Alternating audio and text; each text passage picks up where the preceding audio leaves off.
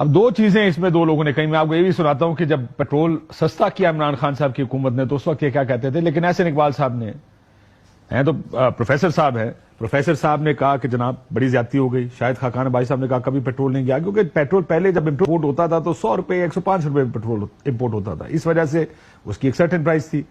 اب ڈالر اگر 180 پر جائے گا اور آپ پیٹرول امپورٹ کریں گے تو 80% فالتو پیسے لگیں گے اس میں. جب آئے تھے تو کہتے ہیں دیکھیں ہم آ گئے ہیں سٹاک مارکیٹ اور ڈالرز کہاں تک چلے گئے، ڈالر نیچے آ گیا، سٹاک مارکیٹ اوپر چلے گی.